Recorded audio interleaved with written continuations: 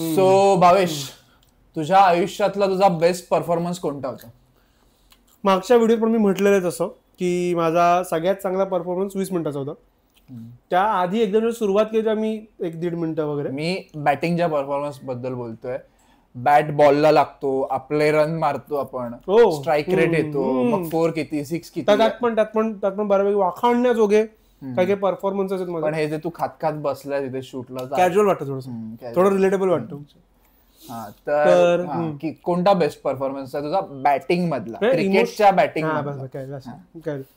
असे खूप आहेत. स्टॅटिस्टिकली खूप ग्रेट इनिंग्स तू बघितल्यास पण काही इनिंग्स, तर ह्याच्या इनिंग्स मी बघितलं तर आहेत. तर इमोशनल पॉईंट ऑफ व्ह्यूने बघितलं तर आम्ही शाळेत होतो, 7वीत 8वीत असो माझ्यामध्ये. तर मी, निलेश, संकेत असे मी शाळेतले मित्र होतो. आम्ही पीटीच्या तासाला जाऊन क्रिकेट खेळायचो, असं बांबू बिंबू घेऊन प्लास्टिकचा बॉल वगैरे आणायचो. तर तेव्हा आमच्या टीमला एका ओव्हरला 26 रन होते शेवटच्या. Sanket, if you are watching this video, त्याला मी शेवटच्या आडनाव सांग. संकेत एवढं नको. तर संकेतने मला बॉलिंग केली होती, त्याला मी 4 पुल शॉट मारले होते, 4 6. सो तेव्हा ठरलं तुम्ही रोहित शर्माचा फॅन होणार, आणि मी ती मॅच जिंकवली होती मित्र. So that is my best. तू तेव्हा खेळताना रोहित शर्मा इंटरनॅशनल खेळायला लागलेला? हा, तो आलाच होता माझ्यावर. आणि तेव्हा तो पुल शॉट कमाल खेळतो वगैरे असं झालेलं. मुद्दा तो नाहीये, मुद्दा मी टाइमलाईन मॅच करायचा प्रयत्न करतो. मुद्दा माझा बेस्ट परफॉर्मन्स. अच्छा, ओके. तर माझा तो होता. अदरवाईज असे पण खूप आहे, तू तर बघितलेच खूप काही. मी खूप बघितले, तुला किती आम्ही मारलेत. सो हे. तर तुझे काय? मी बॉलर होतो रे, त्यामुळे मला बॉलिंगचं जास्त आठवतं. बॉलिंगला मी क्रिकेटच कन्सिडर नाही करत. हो, कोण असतो? नाही, मला आठवतं मी एकदा इस्मानमध्ये बॉलिंग टाकत होतो, आणि याचं म्हणणं आहे वानखेडेपेक्षा मोठं आहे. हा, हे किती वेळा सांगणार लोकांना? तुला वाटतं आपला प्रत्येक वेळी प्रत्येक जण बघतोय? हा, सो जर सांगायचं असेल तर वानखेडेचं ग्राउंड म्हणतोय, हे इस्माइलपेक्षा लहान आहे. स्टेडियम मोठं असेल पण ग्राउंडची साईज इस्माइलपेक्षा लहान. परफॉर्मन्स. सो बेस्ट परफॉर्मन्स मला तो वाटतो की मी एकदा मोठ्या मुलांसोबत खेळत होतो. ती पण मोठीच होती. कोण? अच्छा, तो नाही, सॉरी. अभी उधर जाना ही है तो मैं आपके बेस्ट परफॉर्मन्स के बारे में. सो मी मोठ्या मुलावर खेळतो, आणि मला आठवतं मी एक बॅट्समन होता जो खूप कडक खेळायचा, आणि मी त्याला यॉर्कर टाकून आउट केलं. तो बेस्ट परफॉर्मन्स होता, पण तो एक बॉल मला खूप चांगला आठवतो की त्याला पायाखाली प्रॉपर यॉर्कर टाकलेला आणि मग तो बोल्ड झालेला. आणि असं पण नव्हतं की माझा पेस खूप भारी होता वगैरे. नाहीच. ठीक आहे, माहिती आहे मला. उद्या भेट. सो तुम्हाला इंट्रोडक्शन बघून कळत असेल आम्हाला कुठे जायचंय म्हणजे ह्या विषयात आम्हाला कुठे जायचंय. सो आम्ही आमच्या आयुष्यात बघितलेले 10 सगळ्यात चांगले बॅटिंग परफॉर्मन्सेस आम्ही तुम्हाला सांगणार आहोत. बॉलिंगचं नाही, माझे 5, ह्याचे 5. बॉलिंगचं नाही, बॅटिंग, फक्त बॅटिंग. नंतर पुन्हा बॉलिंग वरती कधीतरी. ओके. पहिला मान फलंदाजीचा.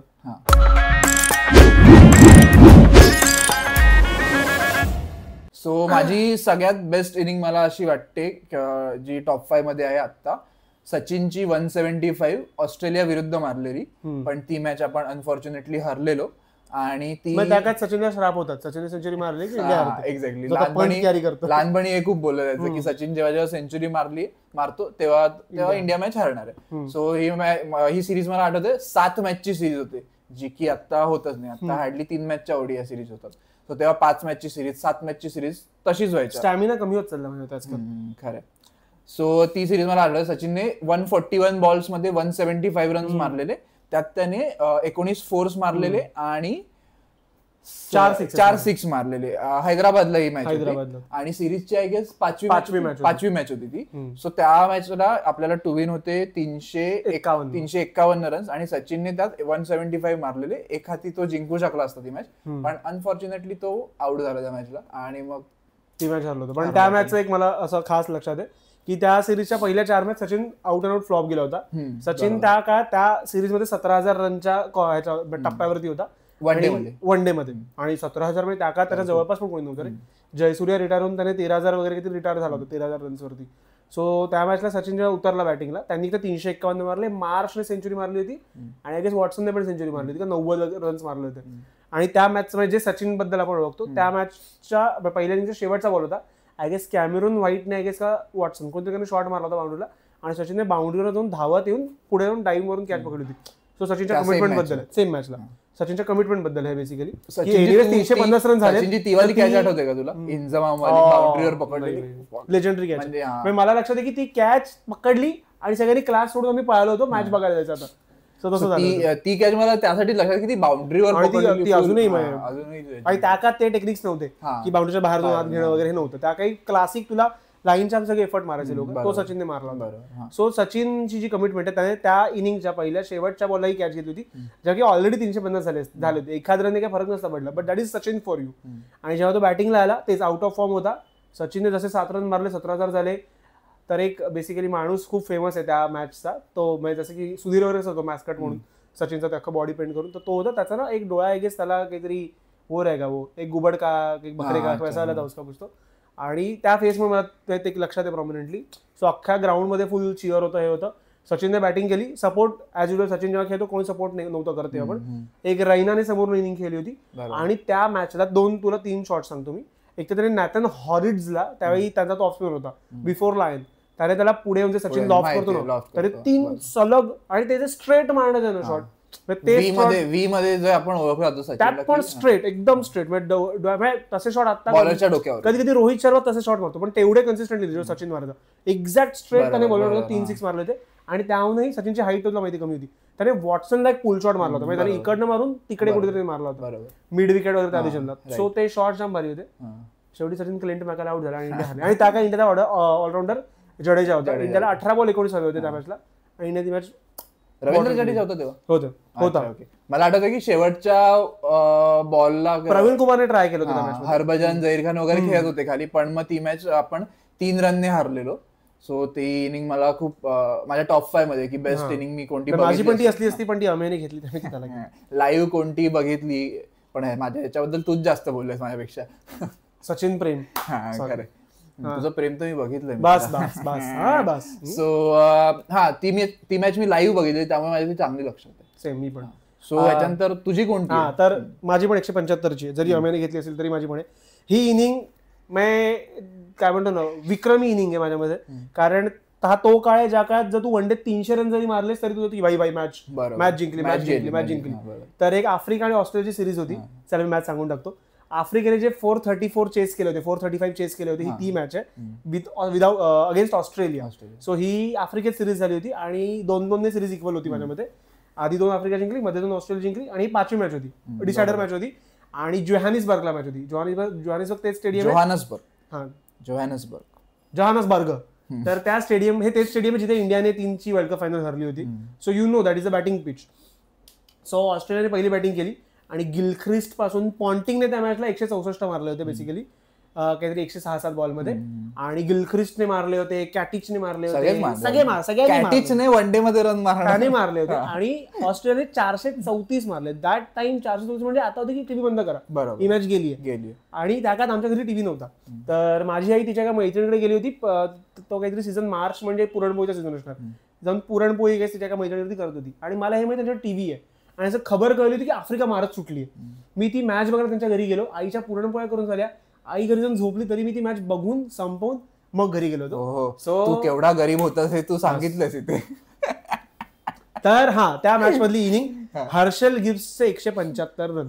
मला ते आठवलं 3 इडियट्स वाला, भेंडी इतने रुपये किलो, आई हे करते, टमाटर. एवढं नव्हतं, एवढी गरिबी नव्हती आमच्या घरी, कळलं टीव्ही नव्हतं आमच्या घरी. तर हर्षल गिब्सची ती 175ची इनिंग आहे. तर त्या इनिंग बद्दल खास गोष्ट आहे बऱ्याच तमाम बेवड्यांसाठी की ती इनिंग हर्षल गिब्सने नशेत खेळली होती. हँगओव्हर मध्ये खेळली होती.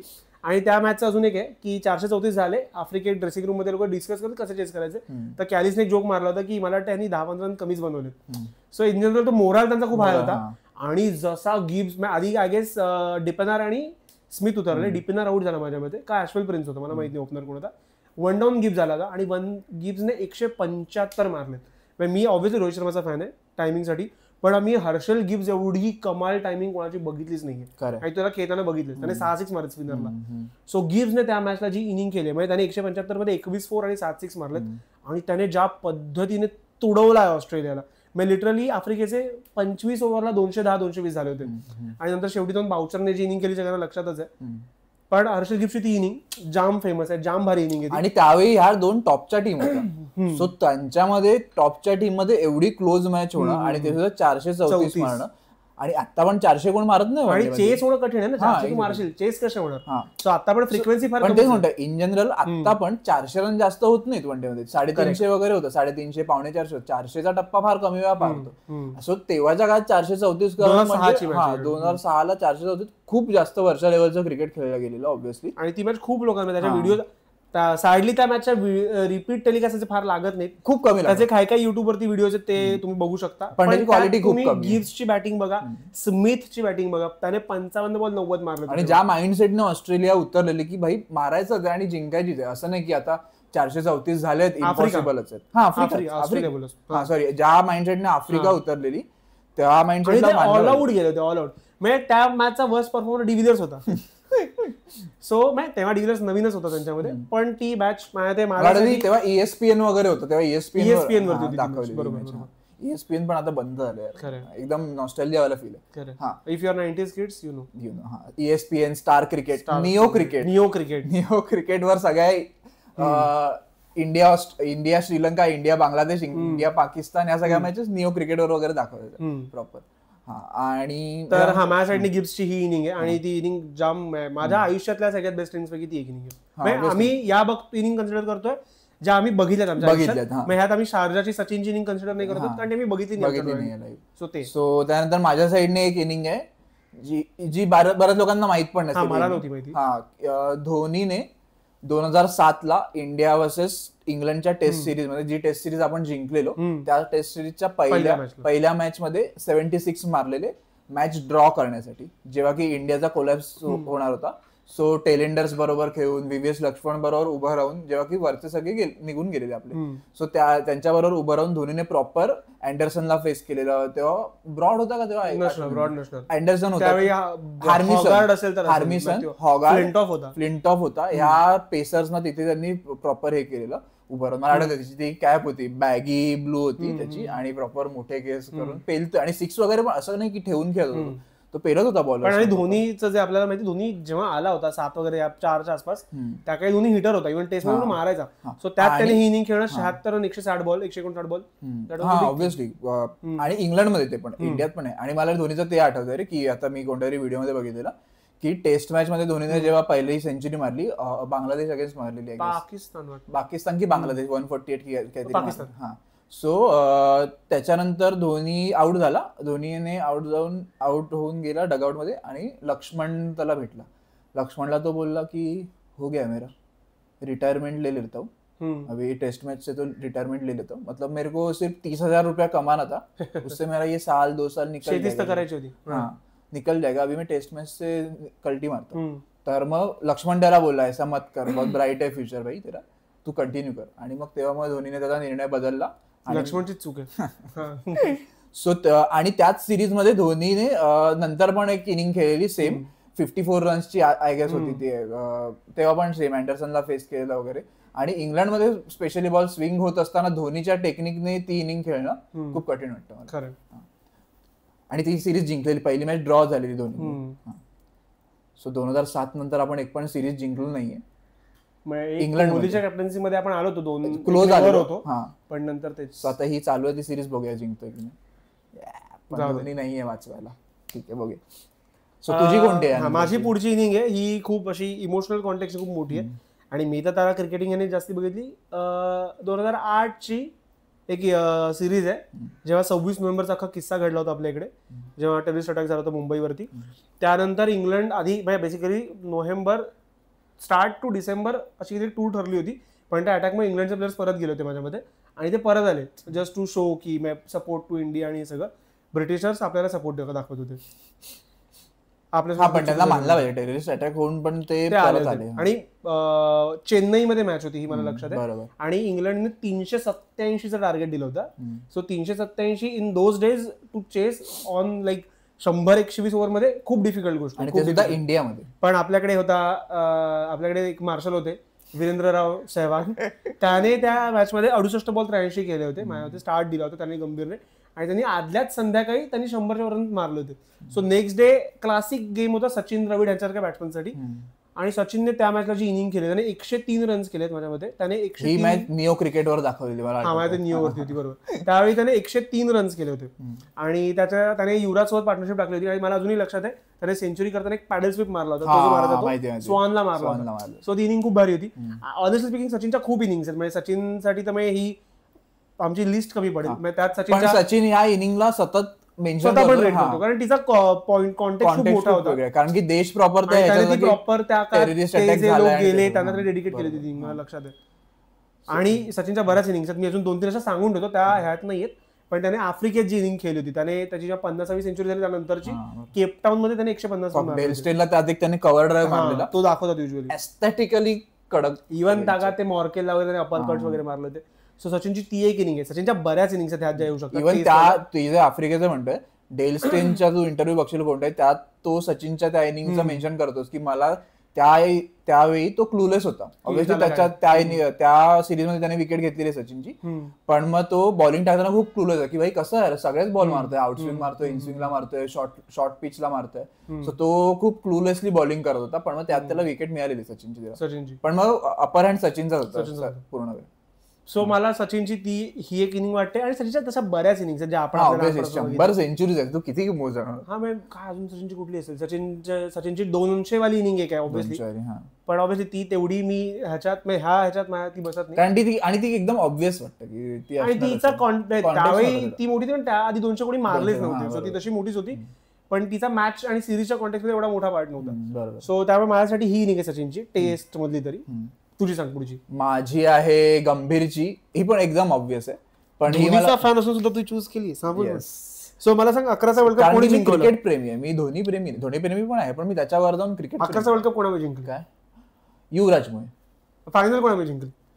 गंभीर आणि धोनीमुळे. बरं नो झहीर खान आहे ना, झहीर खान पण युवराज ऑलराऊंडर होता ना.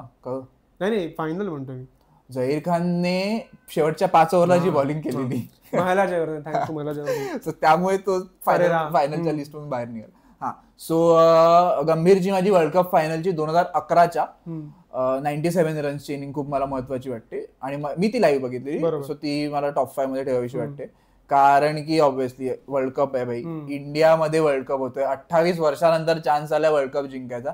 आणि तो वर्ल्ड कप मला वाटते की आपलाच होता. आणि जर गंभीरची इनिंग त्यावेळी नसती आली तर तो आपला राहिला नसता. पहिल्या मॅच मधून भाई माहोल बनलेला की यावेळी इंडियाचा, कारण की इंडिया ऑस्ट्रेलियामध्ये जाऊन जसं खेळून आलेली, इंडिया होम सीझन जसं खेळलेलं, सो त्यामध्ये जगात कोणती बेस्ट टीम आहे तर त्यावेळीची ती इंडिया होती आणि इंडियाने जिंकायला पाहिजे होतं. आणि ते झालं, ते थँक्स टू गंभीरची इनिंग 97ची. तो थोडा स्लो खेळलेला पण तेव्हा ती गरजेची होती. पण एस्पेशली मला जेवढं लक्षात आहे, मी त्या फॅन्स पैकी नाही ज्यांनी ती इनिंग बघितली नीट. मी तो जो सचिन वडजारी टीव्ही बंद करून निघून गेला होता घरनं. आणि हा मला धोनी बद्दल वगैरे बोलतो, पण मी सचिनचा मी लहान होते. वर्ल्ड कपची फायनल आहे, वर्ल्ड कपची फायनल तू सोडून कसा जाऊ शकतो. मला वाटतं सचिन वडजाला मॅच संपली असं होतं माझ्यासाठी. मला वाटतं इंडिया जिंकून जाईल मॅच इकडनं. सो त्यानंतर गंभीरने जी टाकली पार्टनरशिप आणि स्पेशली कोहलीची इनिंग त्या एजला येऊन, सो त्याने पण एक 35 रन नॉक केले होते. दिलशानने कॅच पकडली. सो ती जी गंभीरने ते केलं, ते म्हणून प्रेशर ऑब्झॉर्व केलं त्याने अख्खं, की मलिंगाला त्या मुवमेंटला खेळून काढणं, कुलशेखरचा इनिशियल स्विंग बाहेर काढणं. सो ते आणि मुरलीधरन मेन तुझ्या पुढे, आणि ऑफ स्पिनर लेफ्टीला तिची डिफिकल्टी सगळ्यांना माहिती असतं. आणि गंभीर स्पिनचा चांगला प्लेअर होता, आपल्याला माहिती होतं.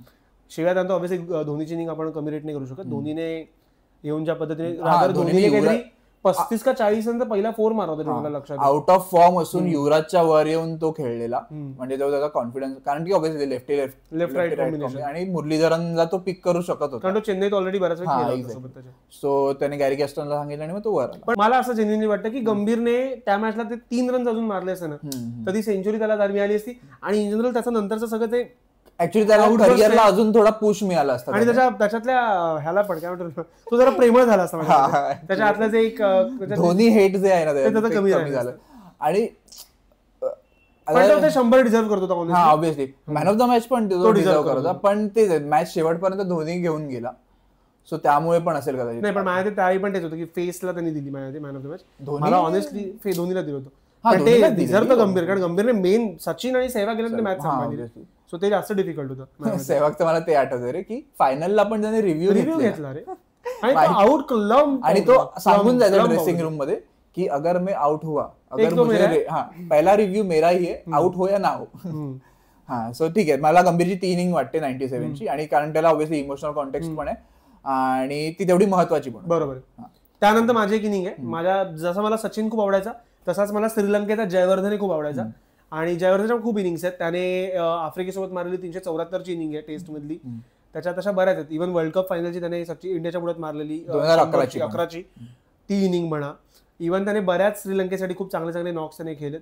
पण माझ्यासाठी त्याची फेवरेट इनिंग आहे, ही माझ्या पर्सनल कॉन्टेक्स्ट गरिबीच्या कॉन्टेक्स्ट खूप मोठी आहे. कारण 2007 मध्ये आमच्या घरी श्रीमंत असतो 2007 मध्ये आमच्या घरी कलर टीव्ही आला होता पहिल्यांदा. आणि त्याआधी आमच्याकडे इंडिया जेव्हा बाहेर गेली 7च्या वर्ल्ड कपमधून, तो आमच्याकडे टीव्ही नव्हता. तो जेव्हा आमच्याकडे टीव्ही आला तेव्हा इंडिया ऑलरेडी बाहेर झाली होती. तर त्यानंतर सेमीफायनल होती श्रीलंका वर्सेस न्यूझीलंड, आणि असं बघशील तर तेव्हा न्यूझीलंड मोठी टीम वाटायची श्रीलंकेच्या पुढे. सो श्रीलंकेने पहिली बॅटिंग केली होती, त्यांच्या पहिल्या 2 विकेट किती 31ला गेल्या होत्या, विकेट पडल्याने स्कोर पण कमी होता. आणि त्या इनिंगमध्ये जयवर्धनेने सेमीफायनलला 115 केले 109 बॉलमध्ये. आता हे तुला खूप ऑर्डिनरी इनिंग वाटेल, पण मला जेवढं लक्षात आहे, त्याचं तर स्टॅट्स अवेलेबल नाही आहेत, पण त्याचे किती 60 बॉलमध्ये 30 रन होते. सो त्याने नंतर सगळं एक्सेलरेट केलं, आणि मग लंकेने 289 रन्स केले, आणि न्यूझीलंड ती मॅच बऱ्यापैकी वन साइड हरली. पण त्या इनिंगला तुला जयवर्धनची क्राफ्ट्समॅनशिप दिसते, की तो ज्या पद्धतीने जितकं सुंदर खेळला ना ती इनिंग. आणि जयवर्धनचे स्क्वेअर कट्स वगैरे आपल्याला माहिती किती चांगले आहेत, लेट कट त्याचे खूप चांगले आहेत. त्याचा फेवरेट शॉट T20 मध्ये फॉरवर्ड डिफेन्स होता, आणि T20 पण चांगलं खेळला, त्याच्यात 2 सेंचुरी T20 मध्ये. एक कोणतरी कमेंटेटर बोललेला की ते जेव्हा डिस्प्ले व्हायचा 2007च्या वर्ल्ड कपला ते डिस्प्ले व्हायचं की बेस्ट शॉट तुम्हाला सांगायचं त्या आधी जो इंट्रो जायचा त्याच्यात. सो त्यामध्ये कमेंटेटर मला आठवत नाही कोण, पण त्यात की तू T20 मध्ये फॉरवर्ड डिफेन्स कसा सांगू शकतोस की बेस्ट आवडता शॉट आहे तुझा, फेवरेट शॉट. सो जयवर्धनची इनिंग आहे, ती इनिंग आहे माझ्यासाठी खूप फेवरेट इनिंग. ती मी पहिल्यांदा माझ्या घरी टीव्हीवरती बघितली त्यामुळे पण असेल, पण ती जाम भारी. तुला आपल्याकडे पैसे आले तसं वाटलं असेल. तर ती इनिंग खूप महत्वाची, मला खूप आवडते इनिंग जयवर्धनची. आणि obviously he was one of the brilliant minds of this game. म्हणजे धोनी बिनीचं नाव घेतलं जातं, पॉन्टिंगचं घेतलं जातं, Jayewardene is one of those माझ्या मते. मुंबई इंडियन्सचा, आणि तो गेल्यानंतर संघाकार गेल्यानंतर श्रीलंकन क्रिकेटचं काय झालं आपल्याला माहितीच. सो यानंतर माझी एक फेवरेट इनिंग आहे, ही सुद्धा फार अंडर रेटेड असेल. नाही रेटेड आहे, पण तू कॉन्टेक्स्ट बघशील तर 2007ची युवराजची इनिंग आहे. त्यामध्ये ग्रेटेस्ट इनिंग कोणती आहे युवराजची, तर लोक ऑब्व्हियसली 6 बोलतील, पण माझ्यासाठी ही खूप जास्त महत्वाची वाटते. युवराजने ऑस्ट्रेलिया विरुद्ध सेमीफायनलला 30 बॉल 70 रन्स मारलेले. सो ते, आणि तेव्हा आणि त्यात मी थोडं त्याचा कॉन्टेक्स्ट देतो. 7चा मेन जो वर्ल्ड कप झाला होता 50 ओव्हरचा, तो इंडिया पहिल्या राऊंडला बाहेर गेली होती. सो इंडियासाठी तो बांगलादेश कडून इंडिया हरली. आणि त्या T20 वर्ल्ड कपच्या आधीच सचिन द्रविड वगैरे, सचिन द्रविड गांगुली ह्यांनी रिटायरमेंट घेतली T20 ते तो फॉर्मॅट खेळणारच नव्हता. सो त्यात जे यंग ब्रिगेड अख्खं गेलं होतं धोनीच्या अंडर, धोनीच कॅप्टन्सी. सो ती खूप इनिंग कॉन्टेक्स्चुअली खूप इम्पॉर्टंट होती त्यावेळी. आणि ऑस्ट्रेलिया विरुद्ध ती येणं ते खूप महत्वाची, कारण की 2003चा बदला वगैरे ते सगळं पण होतं डोक्यात. आणि फायनलला पाकिस्तान पोहोचली होती, त्यांना 2 पकडायचं होतं आपल्याला. आणि त्या मॅचला युवराजने एक शॉट मारला ब्रेटलीला, दॅट फ्लिक लेग साइडला फ्लिक केला, फाईन लेगला, स्क्वेअर लेगला 6 गेला. 119 मीटरचा 6 त्याने फ्लिकवर मारलेला. ऑब्व्हियसली ब्रेटलीच्या पेसचा पण तेवढा इम्पॅक्ट आहे, पण 119 मीटरचा 6 स्क्वेअर लेगला फ्लिक करून मारणं भाई ते त्या 6 पेक्षा जास्त लक्षात राहिलं. आणि तू त्यावेळेस आणि त्या ओव्हरऑल वर्ल्ड कप मध्ये युवराजचा जो ऍटिट्यूड होता तो वाखाडण्याजोगा होता. तर मला लक्षात आहे त्या मॅचला इंडियाचे 5 ओव्हरला 29 2 विकेट गेले होते. सेहवाग आणि गंभीर आउट झाले होते. त्यानंतर थप्पासोबत त्याने पार्टनरशिप टाकली. इंडियाचे तुला सांगतो 60 ओव्हरला 60 रन होते माझ्या. 60 ओव्हरला 10 ओव्हरला इंडियाचे 60 रन होते, आणि इंडियाने 149 मधला फिनिश केले. सो त्याने 10 ओव्हरला 149 मारले, थँक्स टू युवराजची इनिंग. ह्यानंतर माझ्यासाठी इनिंग आहे, मला असं वाटतं की Virat Kohli as a test batter तेवढा नव्हता. म्हणजे स्टार्टला तो ठीकठाक होता बॅटर म्हणून, टेस्ट बॅटर म्हणून. 2014ची सिरीज आहे ऑस्ट्रेलियामध्ये, BGT आहे. त्यामध्ये माझ्या मते धोनी दुसऱ्या मॅचला इंजर्ड झाला होता, आणि कोहलीला कॅप्टन केलं होतं, कारण ऑब्व्हियसली गंभीर सोबत गेम झाला होता, गंभीरचा गेम केला होता, आणि त्यामुळे कोहलीच होता कॅप्टन्सीसाठी. कोहलीची पहिली कॅप्टन्सी होती माझ्यामध्ये ती. आणि त्यात इंडिया शेवटच्या इनिंगला 363 रन चेस करत होती ॲडिलेडमध्ये. आणि कोहलीचा तो ॲटिट्यूड होता की आपण हे रन चेससाठी जायचं. त्याने आणि मुरली विजयने जी पार्टनरशिप टाकली होती, 185 रनची पार्टनरशिप होती, आणि ती जी इनिंग केलं रादर त्या मॅचला कोहलीने पहिल्या इनिंगला पण सेंचुरी मारली होती, 114 काहीतरी केले होते. आणि सेकंड इनिंगला त्याने 141 केलं. ही जॉन्सन वाली ही जॉन्सनला बाउन्सर टाकला आणि तो बॉल मारला ती वाली आहे का? तीच वाली इनिंग आहे. सो ही इनिंग खूप स्पेशल आहे माझ्यामध्ये. मी कोहलीच्या खूप इनिंग्स बघितल्यात माझ्यामध्ये, त्यातली माझ्यामध्ये ही सगळ्यात वरची इनिंग आहे. त्याच्या वनडे मधल्या पण खूप आहेत, पण माझ्यासाठी खूप वरची. टोन सेट झाला अख्ख्या करिअर. इथे तुला टेस्ट बॅटर म्हणून कोहली काय करू तुला हे कळलं होतं, इन टर्म्स ऑफ ऍटिट्यूड आणि कॅप्टन म्हणून. आणि तुला हे पण कळलेलं की इंडियाचं काय असणार आहे फ्युचर कोहलीच्या कॅप्टनशिप पण. आणि त्या मॅच मध्ये एक लक्षात राहणारी गोष्ट ती की इंडियाला 120 रन हवे होते जेव्हा मुरली विजय आणि ते दोघं खेळत होते. म्हणजे 2 विकेट वगैरे गेले असणार माहिती तेव्हा. त्यानंतर मुरली विजय आउट झाला, त्यानंतर इंडिया ती मॅच जाऊन हरली शेवटी. आणि कोहली गेल्यानंतर मी अगदीच इंडिया वन साईड जाऊन ती हरली मॅच. नंतर शेवटला 40 रन्सने वगैरे. पण माझ्या ती इनिंग कोहलीची खूप इम्पॉर्टंट आहे, कारण कोहली तिकडनं खूप बदलला टेस्ट क्रिकेटमध्ये. इंडियन टेस्ट क्रिकेट खूप बदललं त्या इनिंग नंतर. आणि त्यानंतर ऑब्व्हियसली तेव्हा कोहलीने दाखवलेलं मिडल फिंगर. ना ते त्याच्या आधीची सिरीज आहे, ती 12ची सिरीज. तेव्हा कोहली नवीन टीम मध्ये पण फिक्स. सो 14ची ती पण कोहलीने ते केलेलं ऑस्ट्रेलियन क्राऊडला की भाई ऑस्ट्रेलिया में कोई आके ऑस्ट्रेलियन क्राउड को दिखा रहा है. त्यांनी ते बघितलं नव्हतं बोट कधी. तर कोहली तेच मध्ये त्यानंतर अमेच्या प्रिय कॅप्टनने कॅप्टन्सी सोडली आणि कोहली फुल टाइम कॅप्टन झाला. असो, तर मग त्याचे विराटची त्या 2 इनिंग त्या मला खूप महत्वाच्या वाटतात. आणि अजून एक विराट कोहलीची माझी फेवरेट इनिंग आहे ती म्हणजे सीबी सिरीज 2011-12ची श्रीलंकेविरुद्धची. त्याच्यामध्ये आपल्याला फायनल साठी क्वालिफाय व्हायला 321 रन्स मारायचे होते 40 ओव्हरमध्ये. कारण तेव्हा ते बोनस पॉईंट सिस्टम होतं. तू 40 ओव्हर रन चेस केले आणि किंवा तू काहीतरी समोरच्या टीमला 100 रनने हरवलंस तर बोनस पॉईंट मिळाला. तर बोनस पॉईंट आणि त्याला म्हणजे जसं तुला 4 पॉईंट एका मॅच असते तुला 5वा मिळणार. अच्छा, ओके. सो पण ती सिरीज हरलो का आपण फायनल होतो, कारण इंडियाने श्रीलंकेला ही मॅच हरवली 40 ओव्हर रन चेस करून. पण ऑस्ट्रेलियाला श्रीलंकेने पुढे हरवलं. अच्छा, मग श्रीलंका गेली. ओके. ऑस्ट्रेलिया मॅच मुद्दाहून हरली होती. हा ठीक आहे, असं काही असतं का मुद्दाहून हरणं वगैरे? मला डाऊट आहे. हा पण ठीक असेल, तू म्हणतोस तर असेल, तू एक्सपर्ट आहेस असं मला. शेवटी इमोशन खूप मॅटर करतात. ऑस्ट्रेलिया फाटली असणार, यांनी ऑलरेडी आपल्याला 8ची सीबीसी हरवली आहे, परत नाही हरायचं आपल्याला.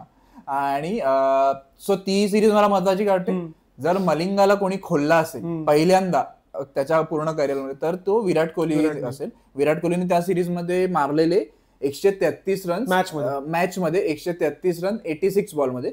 त्यात त्याने 16 फोर्स मारलेले आणि 2 सिक्स मारलेले. त्यातला 1 सिक्स मला आठवतोय, मलिंगाने यॉर्कर टाकला. यॉर्कर कसा खेळायचा मलिंगाचा हे त्याने पहिल्यांदा कोणी दाखवलं? कोहलीने. आणि त्याने ऍक्च्युली चॅम्पियन्स लीगला दाखवलं होतं आधी, आणि त्यानंतर इंटरनॅशनल इकडे त्यांनी कॅरी केलं होतं. पण इंटरनॅशनल लेवलवर तुला एवढा मोठा क्राऊड बघतोय सीबी सिरीज, ती खूप मोठी सिरीज असायची आणि 40 ओव्हरला 321. सो त्याने एक फ्लिक केला, बॉल उंच पण गेला आणि तेवढाच तो लांब पण गेला. तो पडला जाऊन त्या ओपन बँक्सवर.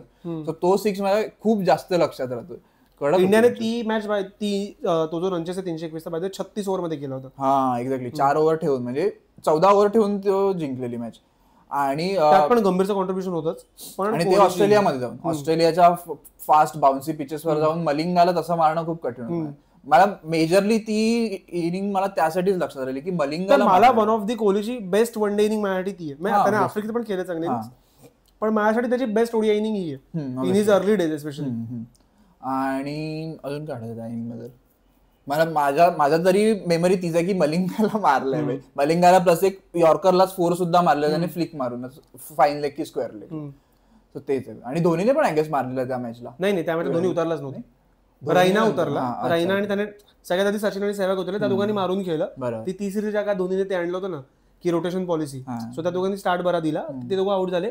मग गंभीर आणि ह्याने वन डाऊन यायचा. ह्याची आणि गंभीरची ती पार्टनरशिप खूप फेमस आहे. त्या का ते दोघं मित्र पण होते, गंभीर आणि कोहली. त्या दोघांनी रनिंग बिटवीन द विकेट खूप भारी केली. तू बघशील त्या मॅच मध्ये ऑलमोस्ट 7 ते 8 वेळा गंभीर छातीवरती पडला. विराटने पडला कारण विराटच्या त्यांनी थ्रो नसेल केला ह्याच्यामध्ये. पण ती पार्टनरशिप खूप महत्वाची. आणि गंभीर आणि कोहलीचा रोमॅन्स लोकांना माहिती आहे. कोहलीचं पहिलं मॅन ऑफ द मॅच त्याला गंभीरने दिलं, स्वतःला मिळालेलं दुसऱ्या गंभीरला दिलं होतं, गंभीरने कोहलीला दिलं होतं. वर्ल्ड कप फायनल 200 रनची पार्टनरशिप झाली, ती कोहलीची पहिली सेंचुरी झाली. इव्हन वर्ल्ड कप फायनल 2011ची त्यांची दोघांची पार्टनरशिप खूप महत्वाची होती. कोहलीने 35 रन. त्यानंतर आरसीबी आणि कोलकाताच्या मॅच मध्ये त्यांची पार्टनरशिप खूप महत्वाची होती. त्यानंतर एलएसजी आणि यांच्या मॅच मध्ये त्यांची पार्टनरशिप महत्वाची होती. सो यानंतर तुझी कोणती फेवरेट? माझी आता रोहित शर्माचा मी जेवढा मोठा फॅन राहिलेलो आहे, त्यात रोहित शर्माच्या खूप इनिंग्स आहेत माझ्यामध्ये. रोहित शर्माची ती ऑस्ट्रेलिया अगेन्स्ट 360 रन चेस करताना ती 140ची एक इनिंग होती, ती असेल. त्याने ऑस्ट्रेलियाच्या सिरीज मधून सगळ्या नको ब्यवरा द्यायचा. त्याच्यात 2 सेंचुरीज असतील ज्या त्याला मॅन ऑफ द सिरीज दिलं होतं. आणि कोहली पण दोघां बाय द वे ती जी सिरीज होती 2016ची होती सिरीज, वन डे सिरीज होती आणि T20 सिरीज झाली होती वर्ल्ड कपच्या जस्ट आधी T20च्या. तर त्यात समज रोहितने 350 मारले असेल वन डे सिरीजमध्ये, तर कोहलीने 348 मारले होते. ह्या 2 रनचा डिफरन्स होता. आणि मग ह्याला इथे मिळाला माझा टुर्नामेंट आणि त्याला तिथे मिळाला T20 मध्ये. हे का सांगितलं मी?